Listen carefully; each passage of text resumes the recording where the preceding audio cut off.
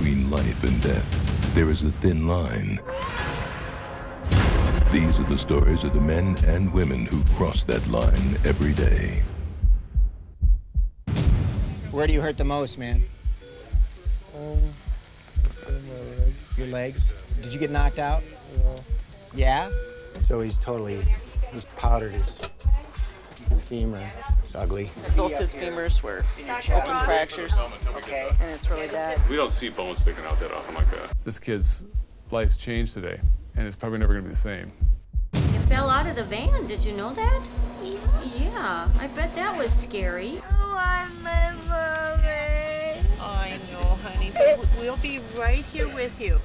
Clear, you received a report from Monticello about this 3-year-old that was ejected from the van. We'll be landing in less than 10. Okay, we'll see you when you get here. You've been a very brave boy.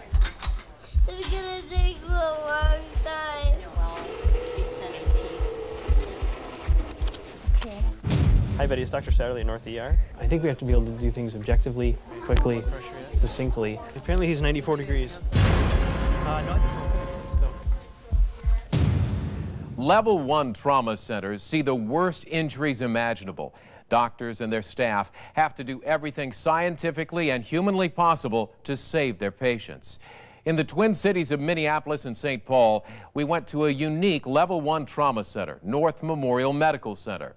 There, 8 miles north of downtown Minneapolis, they treat patients from the inner city, the suburbs, and even the rural farmlands of Minnesota and the 4 surrounding states. Arriving by ambulance and helicopter, more than 66,000 patients are treated every year in this heartland ER. Trauma team staff. Trauma team staff. Jonathan is a 21-year-old male who had a motorcycle accident at approximately 2 a.m. Was found in the ditch about 7:30 this morning by a passerby. He was alone in that ditch for 5 hours before a helicopter brought him here. John Laveau is lucky to be alive. Can you wiggle your fingers? On this left hand, can you wiggle your fingers? Hey, John. Hey, Dr. Tyson. We're going to be checking you over. There's a lot of people in here, okay? Where do you hurt the most, man? Your legs? Did you get knocked out? Yeah? You don't remember the crash? Okay. Chief Trauma Surgeon Kevin Croston assesses John's injuries from the foot of the bed. Yeah, the left is worse than the right. I think I'd take this off. The point here is to get him in, get the things that are going to kill him evaluated fast. And then we take after we get through the initial stuff, we take a slower, more methodical approach. I'm Dr. Croston. I'm going to help take care of you. We're going to put a As the trauma surgeon, Croston is the one ultimately responsible for determining the course of John's care. Okay, got to be some poking and burning here. All right? This is just the Novocaine going in. Poke. You have to make quick decisions. You have to be confident. You have to be confident when you come in. You have to be able to take the room over if you need to. Both his femurs were open fractures, and it's really bad. Did you see the bone? That's his femur. Yeah, we're going to put it here. Both of John's femurs, or thigh bones, are broken, and the right one is sticking out of his leg. Pretty dark. So he's powdered his femur. It's ugly. Hey, John. John. Wiggle your toes. Good job. Tell me when you feel me touching you. No, he said. Every time you feel me, tell me. You feel it? He doesn't? The medical team needs to find out if John has damaged his spinal cord. John, tell me when you feel me touching you. But with both his right and left legs badly broken, they can't make an accurate determination. Can you feel him touching your leg? Okay, hang on, guys. Hang on. This is going to hurt. It's going to hurt. Hang on, bud.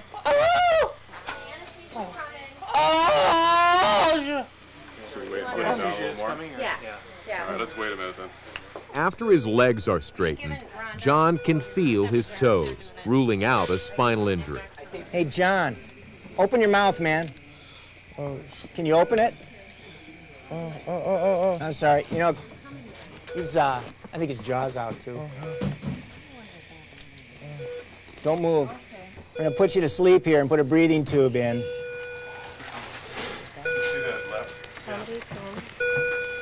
We're gonna pull this out now? Or do you want to wait? I don't know how. It'd be nice to get that It's pretty. bone back inside, but it's not essential. The longer they wait, the greater the chance of infection in John's leg. Get it back inside, that'd be good. Let me see if I can help you. Do you have a knife? We have a 11 blade. There's 4, which is still almost full. Come up towards me. Yeah, There you go, there you go. There. Oh my goodness. Again? No. I'll take the machine back. There, is there a hair on him? There it is. Okay, get another ABD or 2, guys. ABD, quick. And a towel. In less than half an hour, John's condition has been stabilized. Let's put the splint on him and then let's go.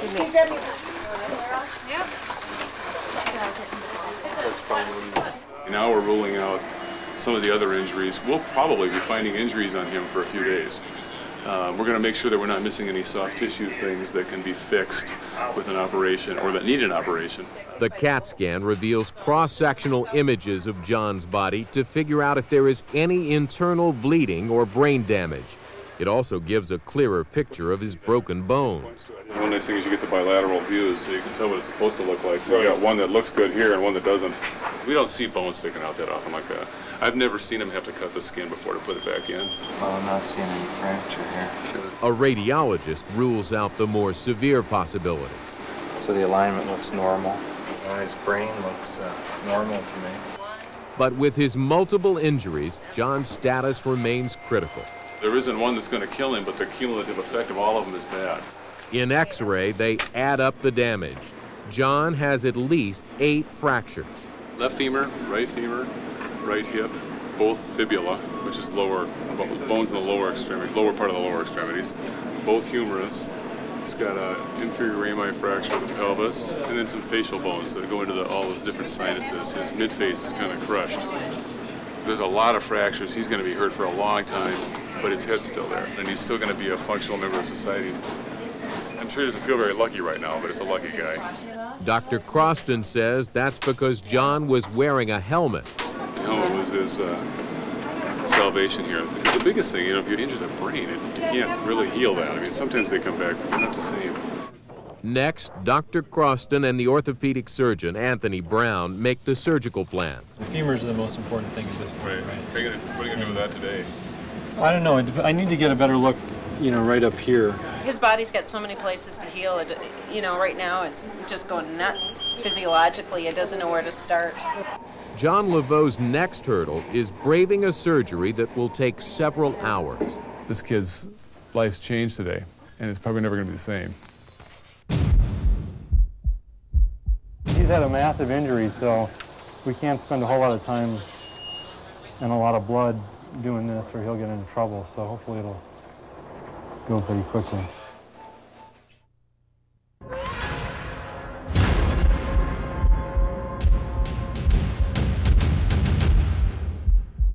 You're in Minneapolis. You were in a motorcycle accident. Here's a kid that's fine. He's driving on the road on a motorcycle wearing his helmet, and for whatever reason slips off the road. Not drinking, doesn't have alcohol on board, nothing, doing everything right. Slips off the road, ends up in a ditch, not found for 5 hours. Now he's probably not going to walk for 6 months. 21-year-old John Laveau lost control of his motorcycle at 2 a.m. this morning. He has at least 8 broken bones, including both arms and both legs. Probably the most important things to start with are his legs. Orthopedic surgeon Anthony Brown will be operating on both of John's thigh bone fractures. This is the right femur again, as opposed to the left where it's basically a straight transverse fracture, and we can put a rod up in the canal and hold it together. That's relatively straightforward. This one, the crack starts here and then it spirals up, and it actually spirals up all the way around. Putting John Laveau's shattered right leg and hip back together will be a challenge. The bone's basically split by this. They need to pull it together in addition to stabilize the fracture below it, so it's really tough. They can't plate this one very well, and they can't put a pin down through it very easily, so that'll be a hard one to fix. He's had a massive injury, so we can't spend a whole lot of time and a lot of blood doing this or he'll get into trouble.